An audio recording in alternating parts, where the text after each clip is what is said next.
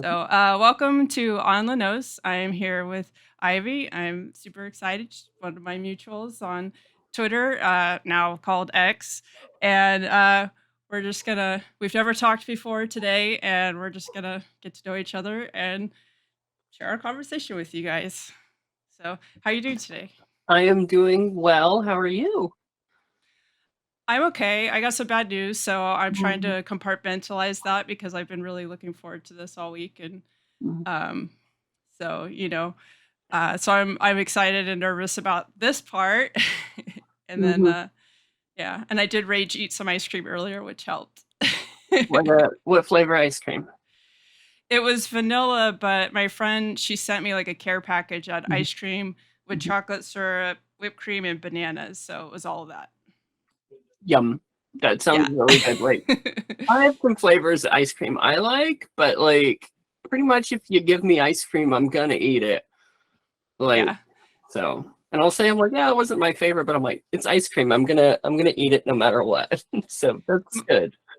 My only like real like Mhm, aversion are marshmallows, mhm. but otherwise like my favorite flavors are like coffee or whatever. I Like, would say vanilla's lower, but mhm, I'll still eat it the same as you. yeah. Espresso bean is a good one. Um, pralines and cream, definitely a favorite. Um, mint chocolate chip. I know some people don't like mint, but I was like, I love mint chocolate chip. It's so good. Yeah. Especially it's the only context of mint that I like for eating Mhm, is mint chocolate chip ice cream, but it has to be like a good quality. It makes a difference. If it's mhm, like a cheap mint, it's like mhm, taste it has a weird shape to the taste. It's not right. mhm. I definitely agree. It's got to be something good. So, Yeah.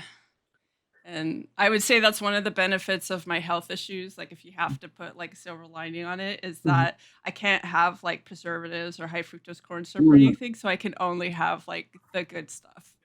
So mhm. it forced me to learn about the good stuff. And then I was like, wow, the stuff is actually like has nicer flavor, nicer texture. I could do this. That's So, good. Yeah. yes.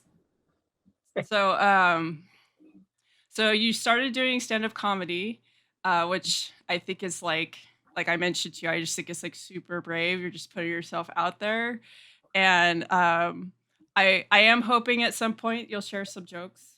Mhm, Because mhm. and but I was just curious how how did you like is this something that you've been wanting to do like a long time or Yes, yes. Actually, it's been something I really wanted to do a very, very, very long time ago. But to like wind the clock back a little bit, or whatever which way we go with the Wayback Machine. I grew up in a very rural area in the Cascades by Mount Rainier. So it was farmland and a small little town in the 80s. And there really wasn't, there wasn't a comedy scene out there. You could watch comedy stuff on TV or catch something on the radio if it was edited, but so there's no comedy scene. So I always wanted to find a place and get to a place that had, comedy venues and comedy was a regular thing. North of here, you're not going to find it very much. But being in Portland, it's dead center for comedy. So, next stop would either be San Francisco or LA, for a really good comedy scene and stuff like that. So by chance, I happened to find myself in Portland, and as soon as I was here, I began to start to go to the comedy shows and take in some of my first, watching stand-up comedy for the first time ever in my life. And I'm in my mid to late 30s at that point, because I'd never been around it. I always wanted to. And so I began to kind of attend the shows and try to get to know kind of the format and, how to do things. And then kind of COVID hit. And everything shut down for a few years here. And as it opened back up, the comedy scene really rebounded very quickly, and it became something that everybody could do, because places were still kind of shut down and hours were irregular. But in the evening, everybody's wanting to do something, and so I started to kind of poke around with that. And yeah, it was daunting at first to kind of find out like how am I going to get in here to this? I'm like, are they even going to let me on? Even if I sign up, are they going to cut me? So I kind of had to get to know people, and people had to get to know me. And so I kind of began to brand myself a little bit. And I was like, okay, so I'm not a stand-up comedian, but I branded myself as more of a stand-up comic and performer and entertainer. And so that kind of worked for people to get to know me. And then it got to the point where it's like, all right, well, what's your body of evidence?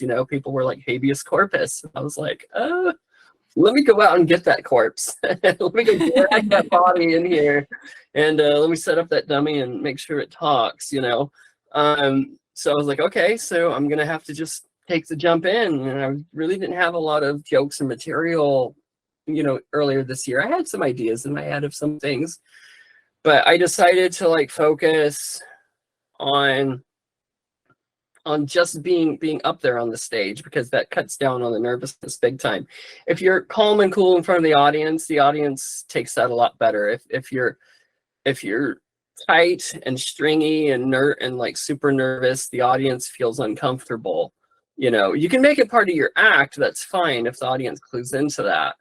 But if not, they're just going to be like, huh, and then like your 3-4 minutes will feel like 3 or 4 hours, to them and you. So that was kind of how I got like a really short version of kind of how I got into it. So and yeah, it's something I always wanted to do, and I'm super happy that I'm doing it. Like, it's hard.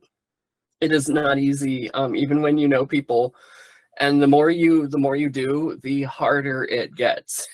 Like, it doesn't get any easier. Like, if it's hard for you your first time on stage, it's doubly hard the further you go on. Is it just because of like the pressure to perform, or It's the pressure from yourself to do better than you did the time before. So like, if the crowd really took to you and you told great jokes, you can tell those jokes again, and you can tell them over and over again until you perfect them. But then every mic set you go to,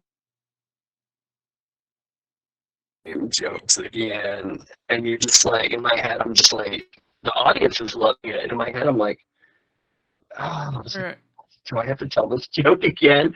But like, you want to find a better way to do it, and you're just like, this last time I was like, no, I did it this way, and I was like, you know what? I'm gonna try that same joke, but I'm gonna put a different twist on it, or maybe change the ending. And sometimes you nail the ending, and it's really good, and you're just like, yes, I got that one. Like, you're like, that's a solid joke that's gonna be in my lineup for quite a while now. So you get to kind of make your own greatest hits and flow with them for a while. And you're like, cool, I don't have to write any more jokes for a minute. I could just float on the ones I have right now. so you mentioned comedians, like having access to comedians like when you were younger, like on TV or the radio or whatever. Mhm. My parents had like, like all the records and stuff Mhm. from like Robin Williams and George Carlin, and just, and I just absolutely loved, like, I grew up not realizing that that wasn't like a normal exposure for a lot of kids, Mhm. and we would always watch like the fundraising shows that they would do on HBO or Mhm. whatever with like Whoopi Goldberg, and just such a like great era of like comedy and stuff. So I was just kind of curious what some of your favorites were like when you were younger. Growing up, it's funny you mentioned the fundraisers, because there was like there would be the telethons that would happen on TV, and of course, any TV show that you ever wanted to watch, because the telethons were on, was gone. Like, you Yeah. had no choice. You're like, cartoons. Nope, it's the Easter Seals telethon, or it's Jerry's Kids, or Lou Rawls' Parade of Stars. Like, I still remember those. But it's funny, because that's actually Jerry Lewis that was doing those. It was Jerry's Kids and stuff like that. And I didn't actually know, that was Jerry Lewis. I knew Jerry's Kids, but I was like, I didn't know that was the Nutty Professor, the that kind of thing. But I grew up really loving Jerry Lewis. Those are some of the more like the classic ones. Of course, Abbott and Costello, you kind of start, and those are a little more performer people and not just like stand-up comics. But then of course you start to get to like Richard Pryor. You get into Rodney Dangerfield. I love like there's no like I love how the guy always put himself down. But like gosh, like I couldn't think for a second ever like being disappointed in that guy. I always loved him. Sorry, my neck is a little stiff. There we go. No worries. My head was about to fall off like a toothpaste cap. So um and so like then you get into like Robin Williams, obviously. I think that was what was that his set called? That Live at the Met, I think. That one still sticks in my head where like there was not enough cocaine on the planet for him to do that set. Like just bounced off the wall. But as a kid watching like Mork and Mindy and seeing him in movies and stuff, the way he moved and his energy, like I don't feel I ever copied it. I feel like I recognized myself with it. And so like I would just bounce off the walls and just like it didn't have to be a joke as a kid. I could just channel that energy, and I was like, I felt like I was home doing whatever. I didn't care where I was at. I would just behave that way. The whole like nanu, like that kind of Yeah. like this kid thinks they're from outer space, and I'm like, yeah, pretty much. Shaz, but That's bad. Another one would definitely be Paul Rubens. Was massively influential for me.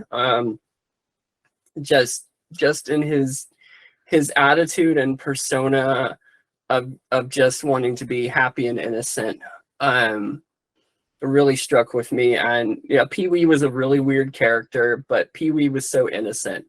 yeah. it always has struck with me.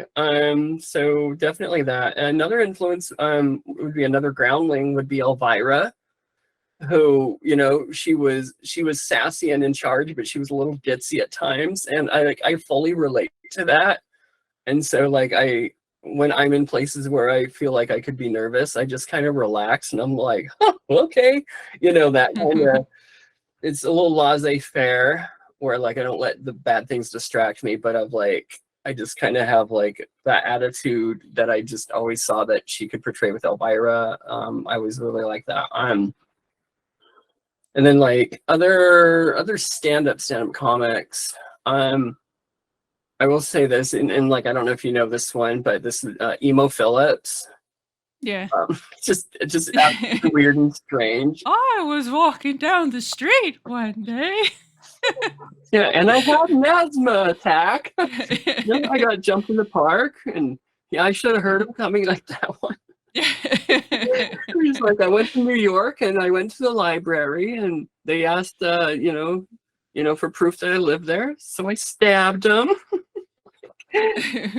Seriously, I absolutely love that. And this is his type of his humor. And there is a name for that actual type of joke writing. I've looked it up, and I probably gonna totally butcher the pronunciation. But it's Parapadosian, I think is the word, but I've never heard it pronounced, so I don't know. Yeah.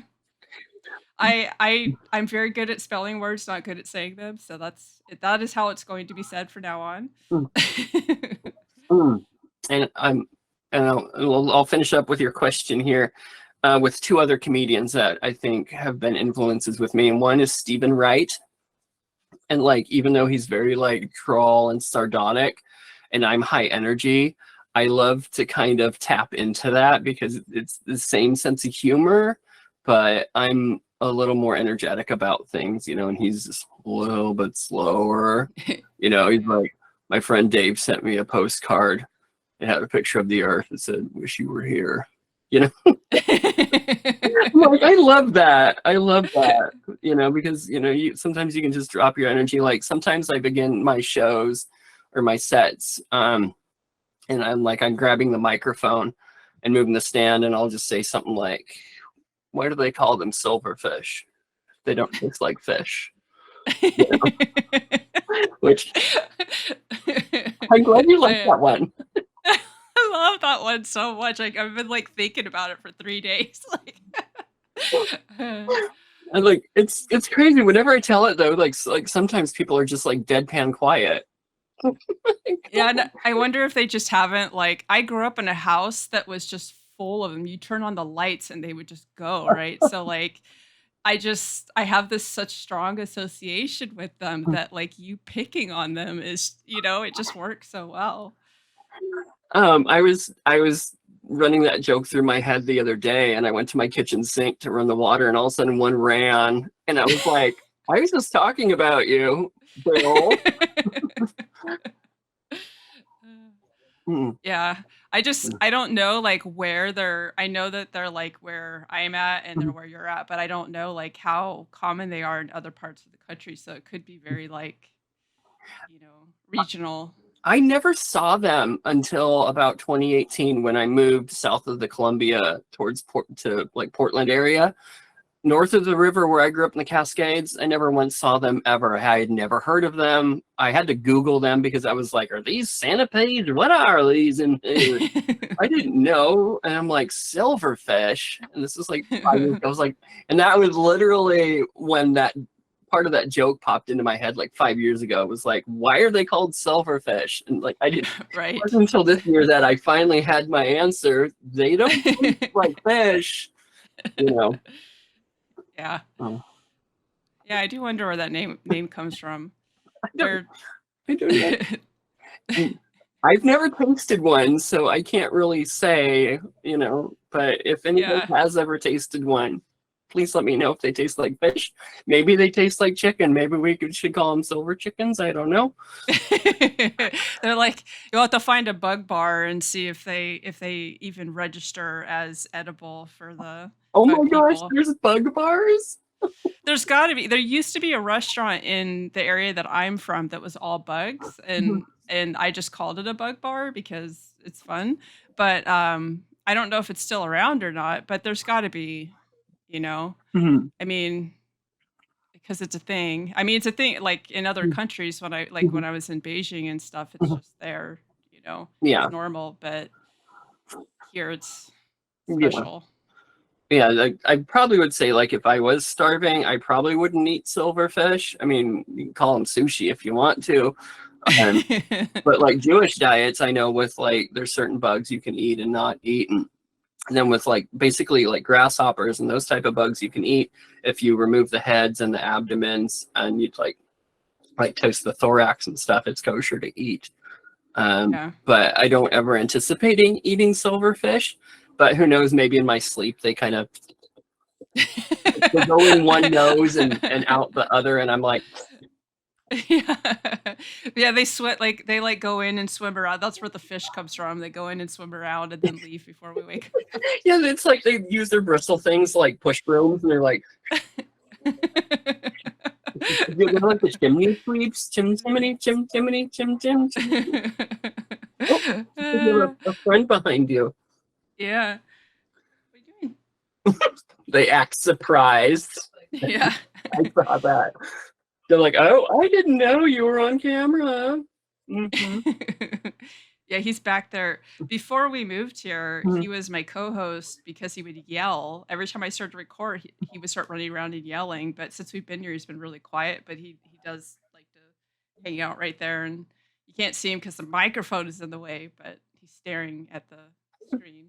That's funny. I actually kind of have a joke running in my head about that, and I think it's more of a visual gag. But basically, I have this idea in my head where somebody, like you or I, are sitting here doing our recording, and it's just like, to us, we're just like, hi Leigh, how are you? Hi Ivy, how are you? We're doing good. Listen, hey, yeah, this is good, and we're like, we know what's going on, but like to the cat, they're looking at their human like, what is are they okay? Because they don't understand, that there's someone on the other end of a computer or something.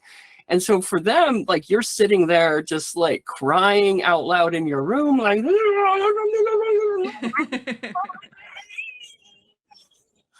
and the cat is just like, I am really worried about my human. Maybe I need to show them some affection. And so that's why, like, I think cats will like run and jump up against your face, be like, it's all right, you're gonna be okay. And like on your end, you're like, sorry, my cat just jumped into the room here, and like, because the cat thinks you're alone. You're like, so it's just in Yeah, my it head. gets concerned. Yeah, Yeah. like, my human is having a mental breakdown. I need to just maybe stick my butt in their face. I don't know what's going on. Maybe I'll wake them up out of it. I don't know. So I just I said something the other day that the greatest inside joke the human race has ever had is the internet, because we're the only species that knows about it and can comprehend it on planet Earth and possibly the universe. You never know. But it's just like there's no animal that can understand what the internet is, like beside us. And so Mhm. I guess it's our greatest inside joke because animals don't get it, but we do. Yeah. It'll be as it plays a role in our downfall to become the even better and better joke as it darkens. Oh, right. My goodness, this is, not even like a full 30 years of people kind of real. I know the internet's been around for a good amount of time, but it wasn't until like the very like mid to late 90s that like the internet really kind of started to take off as like a social thing. And like Yeah, it's still very young. And gosh, I don't we've know. like acclimated to it. So like basically once the World Wide Web came out, Mhm, so I remember because I was online before that, mhm, and the World Wide Web came out, and my friends were like, "Check this out," and I was like, "Oh great, we're gonna be using icons, which means all the normies are gonna be able to use it because they won't have to read to navigate it." And mhm. sure enough, like it just it that there's so many cool things on the internet, but there's also so much ugliness, and that was the part that I was like, anti people, right? But it is fascinating that we've gotten to see like this such a quick shift and adaptation to this technology. I mean, like, you know, It's all routed into it, and it's so strange. And like I obviously I use it on day-to-day basis, but at the same time, like if I can find a way to not use it and be not around it, like I try that as much as I can. I use it to my advantage. Like when I perform comedy, it's an excellent way for me to take quick clips of my recordings and get them out there to people that would otherwise, before the internet, never know I existed outside of Portland. Like if I was doing this comedy in, let's say, 1993, unless I made the local news and, an affiliate of NBC or something like that, and played a clip of me or something, or I was interviewed, no one would ever kind of know I existed. Maybe I could get a tape or a CD out of my stuff if I went on tour and sold it. But, now, 30 seconds after your show, you can upload it to Instagram or wherever you want, and people worldwide know who you are. And I'm like, this is a fascinating time. So even though I perform locally here in Portland and I have, a lot of difficulty trying to keep up with that, like I'm also known worldwide, which is great. you know People as far, Middle East or anywhere in the world, the UK, they know who I am and they're fans of me. And I was like, that's awesome. I was like, this is for the first time in the history of the world. I was like, this is kind of a neat thing. yeah. So It is the social component mhm, that allows us to connect with people that we would never have had the opportunity, mhm, is that's the cool part. Like I remember the first time I wrote an email to somebody that was like in another country. And at the time, it was utilizing BBSs, so it would have to dial in to, mhm, so it made like 20 jumps to get to me. But, I was emailing with somebody like in Australia, and it was so cool. And now it's so like instantaneous. But for me, like most of my socializing has been online. I've just never had good luck with like in person. mhm. So I do rely very heavily on the internet, but I have like my phone's always on silent, and Oh my I goodness. don't I don't get notifications for social media stuff. Like I have them turned off. So I just check them when I feel like it. You can tell when I'm having like a day because I'll be on checking stuff more than just in the morning because normally I Mhm, just have a morning routine. And like yeah, I just try to do things to keep the balance there. And since we're talking about that, I'm going to take a picture real quick so mhm. I can put it online later and be like, look.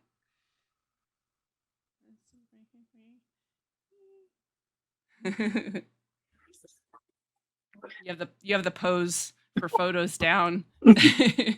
I can't. I just can't. I'm just Yeah. like so awkward. My face always. People are like, "Why you do that with your face?" I'm like, "It's just my face." Like, I can be like, yeah, I could do that. that's that's how like I picture myself all the time. Is just like, Yeah, I do think that's actually by default. I don't know. Your photos, you're always like, like you do the smile, but it's actually in your eyes. mm-hmm, Which like a lot of people when they pose, their eyes don't get the expression, just the mouth does, and mm-hmm, that could be like a little weird looking. mm-hmm. Yeah, it's and like you mentioned, like your social life is online and stuff like that, and mine is too, which is good because I'm both an introvert and an extrovert at the same time. Like it takes a lot for me to go out. It takes a lot of energy and like emotional preparation to and confidence to go out and do comedy or even meet people in public because most of the time I'm just like, I don't want to go out and do it. I don't want to do it. I don't want to do it. I'm either beating myself up at home emotionally or I'm just like, you know, someone 10 or 20 years ago was mean to me about something and out in public and maybe I just didn't want to go out today because of it. I was like, it's weird, I'm like, I don't know. That's part of me. I have social anxiety, but when I get up that gusto to get out and go do something, like I bring my energy, and sometimes it can be a little subtle, but at the same time I have that audacity and that energy, and when I go to meet like another person, maybe they come from the same thing I do or you do, where it's just like, all right, let's go out and see somebody, we're gonna go have a good time, and like they meet with me and I'm like, hi, how are you? Good. What are you doing? Like I have just this like this in your face gusto energy, and like I can't always control that because it's part of me that's like a rocket ship tethered down, by a rope. It's just like I'm taking off. I'm sorry. I'm either like low energy or I'm high energy. It's either way, and like you can tell by how much I'm talking right now. I'm like I can talk forever. Like how I am. Sometimes people are like, "Oh, she shut up," and I'm like, "Nope." Yeah, I can go on a tear, the where I just like will be super verbose, and I can like I have a lot of friends that are very quiet and that they actually like the fact that I do all the work, so they can just come over, listen to me go off for like 2 hours. And I'm like, "I'm sorry I talked so much." They're like, "No, it was great. It was super relaxing." And I'm like, "Okay, cool."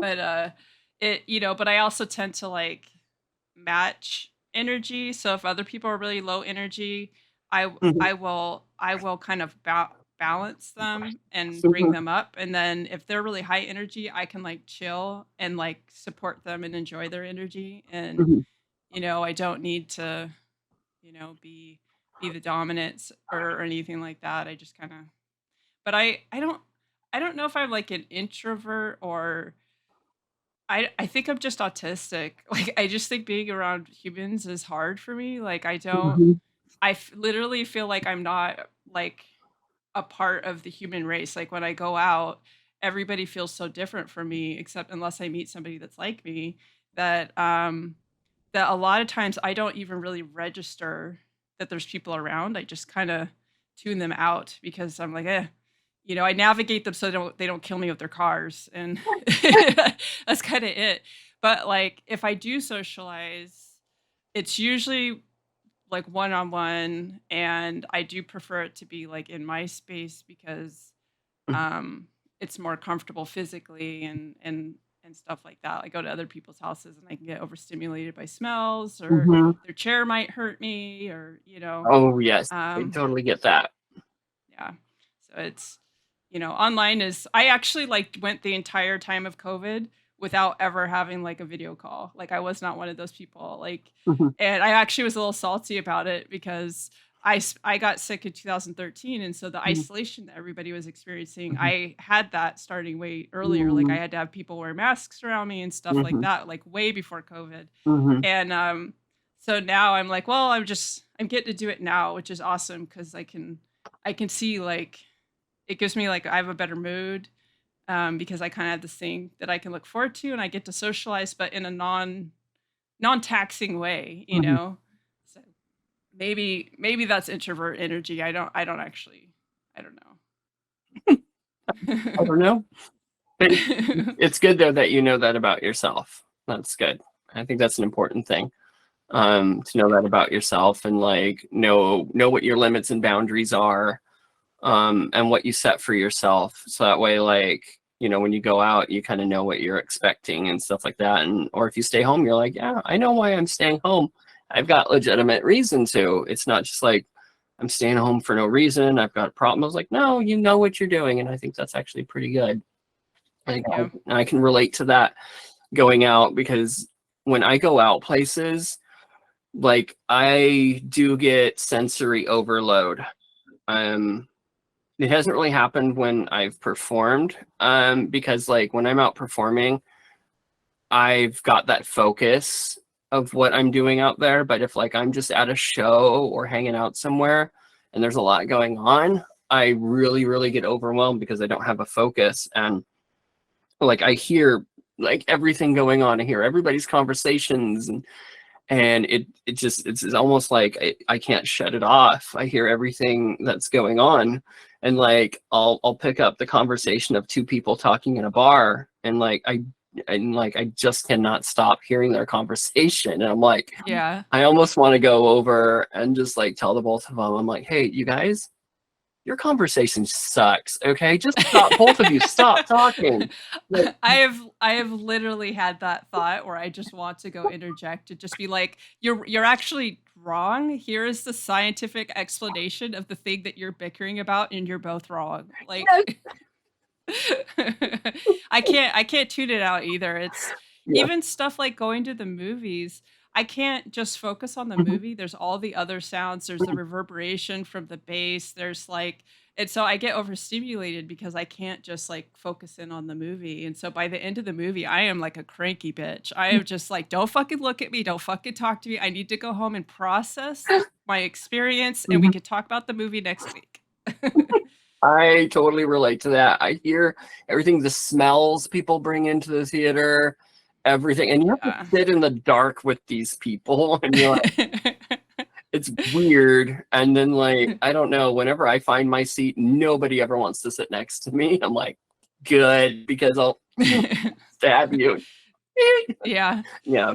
I I always try to find where there's, like, the least amount of people, Mhm, and my body's also very picky, so I usually end up being a little closer to the front, which can work sometimes, but I also just try to go, like, on a Monday afternoon, mhm, when there's less people, and, mhm. but, ugh, the smells of the popcorn smells like chemicals to me. It doesn't smell like, It's not good. you know? Yeah. It's not good. No, it's not good. Yeah, I can imagine that's very rarely do I ever get popcorn at the movie theater. And there's Kitty having a bath. Yeah. Good Oh, job. so pretty. I don't get to see their face. Hi, Kitty, Kitty. Let me see if I can. Oh, that way. There we go. Oh, He's got resting bitch face, which I love. He just looks so mad a lot of the time. oh, stretch it out and having that bath. Yeah. That's so cute. I love it. I miss having a kitty kitty. I really do. I have plants. I'm a plant mommy, so that's what I've got right now. My plants are all outside because I used to have like a living Mhm. space where I could have the plants up away from the cats, and Mhm. then when I moved, I no longer. So they all ended up outside because some of them are not cat safe. Mhm. And then some of them, like I have orchids that are like local to this area, and they're really big. So those are probably my pride of my plants. So you'll see flowers like come March. I'll start posting as they start blooming because they're really cool. Mhm. Okay, but he's like he'll be 2 in October. Oh my. Oh, happy early So birthday, kitty kitty. yeah, I had another cat for 16 years, and we were like very bonded, Mm, yeah. and he passed away, and Mhm. I was like, I don't want to get another cat right away, and then my grief was like, I need to get another cat right away. So I got him, and he's very different, but I still really appreciate his company and his attitude. So much sass. All of my plants are some type of succulent or cactus. So I absolutely love them. I've named every one of them, and one of them right now, I don't know if it's going to hold on. I've had it for about 2 weeks, and I would consider it a rescue. And it was doing fine, but I just noticed like in the last day or so, it's looking a little slimmer, and I'm like, I think it just wants to go. But hopefully it sticks around because we're supposed to have some really warm weather for a few days, and my window gets all the morning sunlight between 8 and 11 a.m. and the cactus that I have, the cacti that I have just absolutely love the heat. And Yeah. hopefully it doesn't die, but I'm like, if it gives up the will to live, okay. I don't know what Yeah. the deal was. So Yeah. Most of my plants are also cacti or succulents, and unfortunately some of them died when I moved after my relationship ended, and they were not I was not able to take them with me, and he did not take care of them. So some of mm, them died, but I still have like a bunch, and I'm very glad that most of my plants are succulents and cacti because the area that I'm going to be living has deer, and deer do not eat them. yeah. That's like one of the few things they don't eat. So I'm like, oh, good, I could have my plants outside and not worry about them, and I can't remember the name of it, but I have a cacti that as it gets taller, Mhm, it twists mhm, like a corkscrew. mm, Um, it was one of my when COVID first started, I mhm. read about it and I was like, I will find it online for less than $10, and I did. It took me like a month, but I did. Interesting. Is it like a Graptivaria or? I don't know names. I can't even if I look them up and I Yeah. don't retain. Okay. But I'll send you a picture later so you can Okay. see it. Super. Yeah, I'd love to see that. I post pictures now and then of my plants on Twitter and stuff like that. But yeah, no, I'd love to see that. Yeah. And I'm really looking forward to getting in a spot where I can take proper care of them again, just because Mhm. they've been kind of just they've been they've been doing really good being patient for me to be available to take care of them again. So it's pretty. I think with the ADHD, plants they have to thrive on a little bit of neglect. Mhm. And succulents are good for that. So Mhm. have you had like hecklers yet? Like in a live comedy show or online? Because online, yeah, like the internet. No, I think yeah, I've had no, one just or like two people harass me on the internet. You'd be surprised. I know. I delete comments a couple times a week that people be rude. I'm just like delete block. But no, yeah, I mean like at like a comedy show. Um, for the most part, no. But early on, I did make a mistake that if you try too hard to interact with the audience, they may, and you don't really mean it, they may take you up on that offer. And then you're like, oh shoot, wait, hey, hang on. And what happened was I had this funny idea in my head, and this was when I was like brand new, and you could probably hear it in one of my early sets. I don't know which one it was. But it's a joke I'll like never do again. At least not until like I'm famous and maybe have like security guards. Otherwise, I had this idea in my head of like, what if, like, because I don't like to ever be mean to audience members. Like, even if like they deserve it, I'm not going to play into their games. But I'm like, that doesn't mean like I can't kind of have some fun. And so I wanted to ask an audience member if I could go on a date with them. And then basically I'd be like, like, okay, yeah, can you and I go on a date? And if they're like, yes, I'd be like, okay, good. Well, hey, I think we should see other people now. And I want to stop by.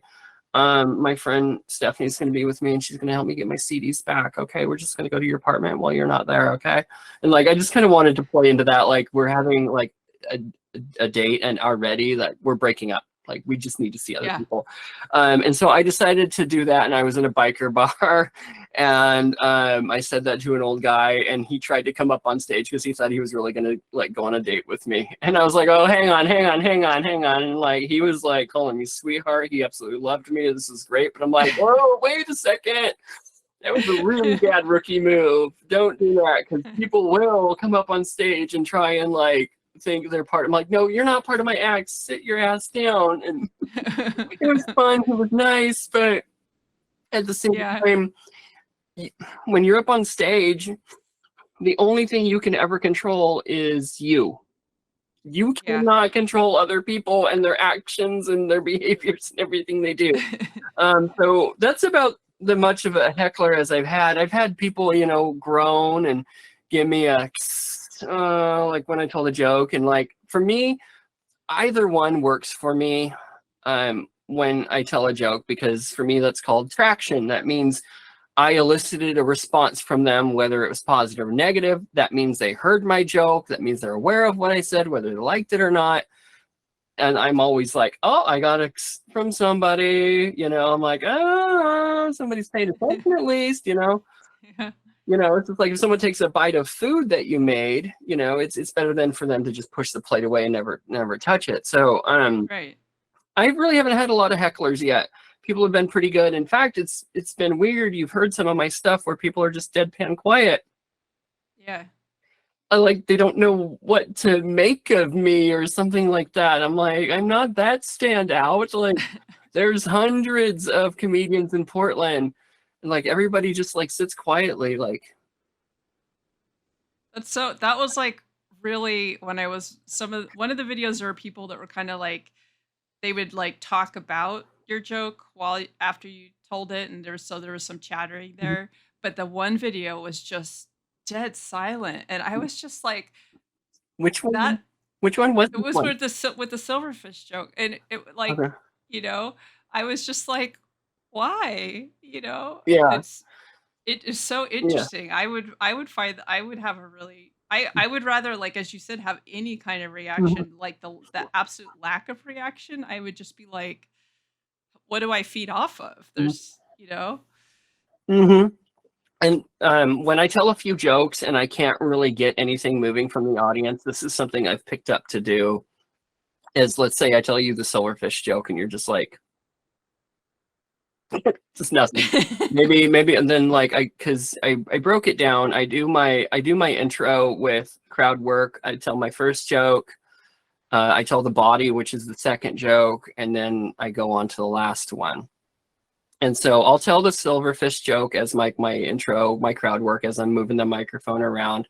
And I can get something out of somebody, or if they don't, whatever. It's just me getting started. I'll do my first joke and they're like, okay, they kind of laugh. I do my body, the main joke. Nah, and they're like, meh. And I'm like, by that point, I'm like, okay, I'm clear to go on to my third one.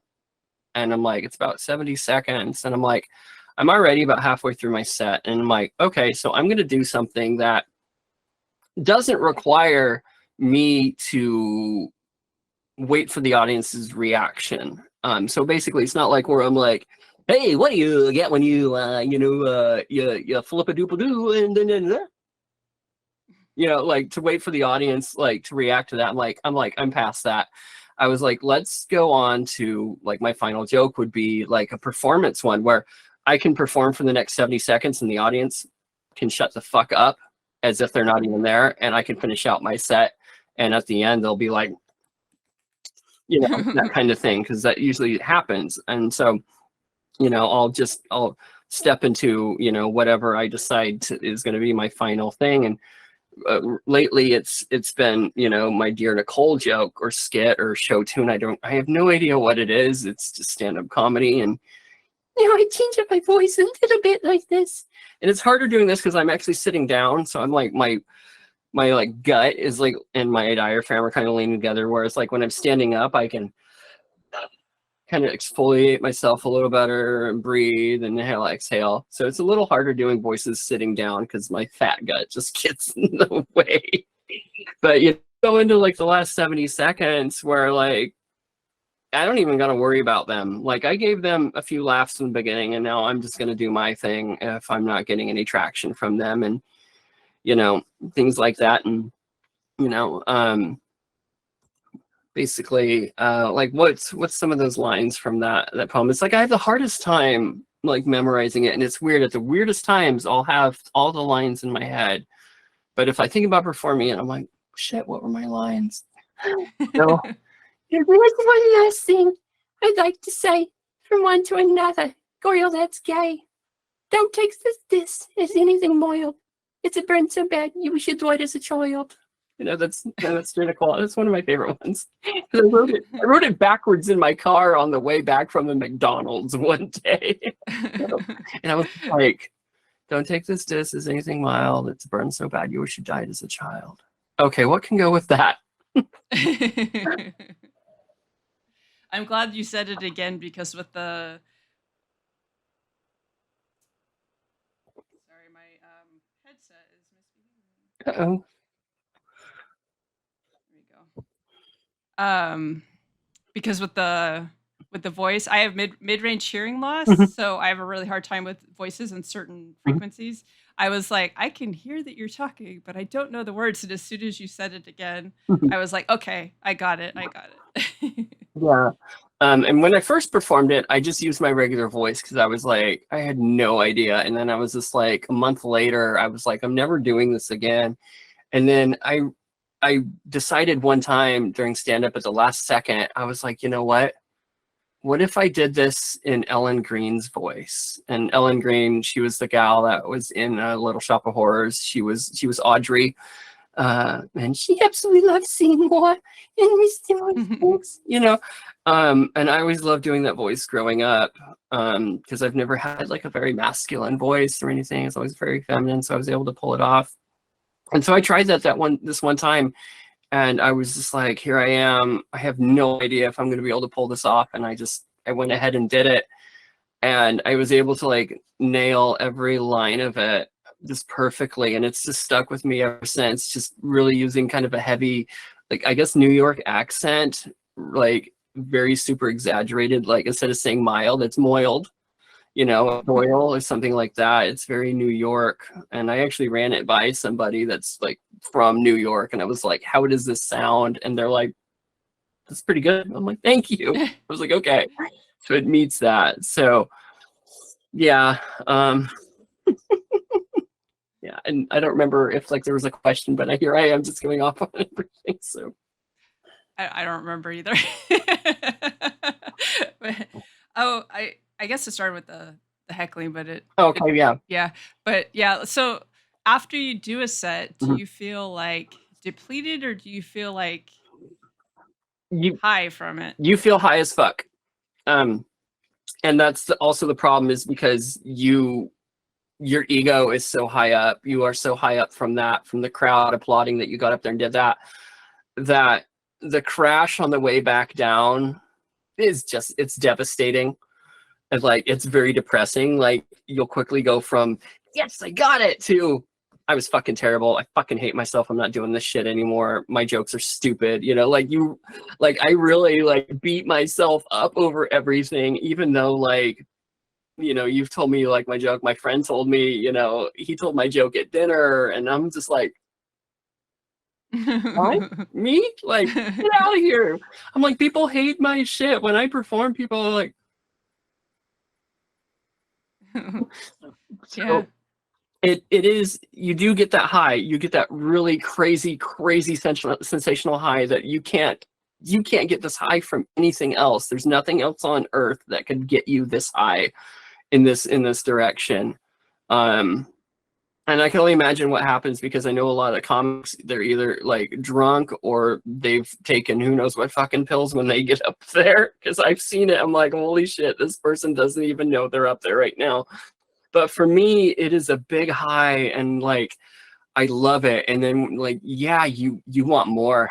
You want more again. You want to do this again. And you're just like, the idea of living without it is also very depressing, even for a short amount of time. I'm just like, wow, I need to get the fuck back out and just get on a microphone and just say something, because I can't I can't live away from it. I'm addicted to it.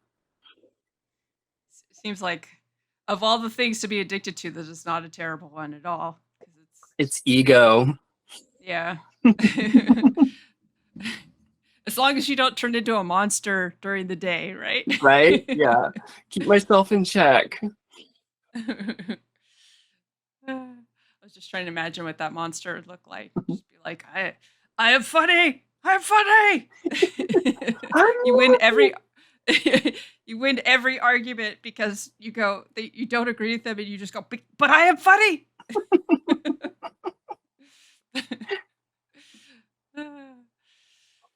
Yeah, I was thinking about like there was that tweet with the what there's nothing you can't name anything better than sex tweet, and I was like, oh, I got a list, but like riding motorcycles was one of those ones that has like there's a high to it, not just like commuting to work or whatever that was like its own thing, but like when I would go do track days Mhm, because it's all about like um, you're performing, but you're performing for yourself, mhm, and it's all about control. And you spend the whole day like getting your lap times better and stuff. And there is definitely like a high to it, and it sticks around for a couple of days because you're like, God damn, I'm badass. I pulled 10 seconds off my lap time like this new track that I've never, that one quarter was perfect. You could remember how it felt like every time you went through it. And then like I don't ride right now because of my health issues, and I went through like probably about 3 years of every time I saw like motorcycles that were the kind that I like to ride, I would get like really really sad, and like be like I got to go in the other room. you know and had to like basically mourn it. So I kind of I can't relate exactly, but that's kind of like my relation point to what you're saying, about the high and the mhm, idea of like not being able to do it and mm. stuff. I I can definitely understand that. I've always wanted to ride a motorcycle, and I've never have. Like, I rode on it when I was a little kid. I was like 4 years old, and my dad, took me down the country road to the corner store like a few times on his old motorcycle. But my dad was like 22, 23 years old back then, which is crazy to Yeah. think about. Um, but I've never actually like ridden a motorcycle like myself, like, behind the bars. I've always wanted to. God, I've always wanted to just feel that experience of like the open road with the motorcycle, and just like there's nothing else hindering you. There's no other distraction. It's just you and the machine. And I'm like, Yeah. I think of everything that's in my car that I have to deal with, and just imagine stripping it everything away and just leaving me with like, a piece of metal, rubber, and two tires and a little tiny engine, and that just goes fast. And I was like, that'd be fascinating, like just to Yeah. hit And the you're open country on a. and you're so like on a motorcycle, you're in the elements. Like Mhm, when you go through a microclimate and you go through a warm patch or a cold mhm, patch, like or the shade or a smell, the cows, like like all of it. You there's no avoiding. And in a car, you're so disconnected mhm, from the environment that you're in. It's I always tell people if they want to learn how to ride a motorcycle, the just go take the MSF course, mhm, the Motorcycle Safety Foundation course, because you basically pay money. They put you on their mhm, motorcycle, you get to ride their motorcycle, and then you get a taste for it. Plus, you get the training, and then you can decide from there if you're like, yeah, I want to add this to my life, or no, I don't want to. But I actually think it should be required as part of like driver's training for people because I think it would make cars drivers a little more aware of motorcyclists on the road. Sorry for the sudden interruption, but we ran a little bit long, so this conversation will be continued on next week's episode. Thank you for hanging out and listening. I appreciate you guys, and I hope that you have a great week.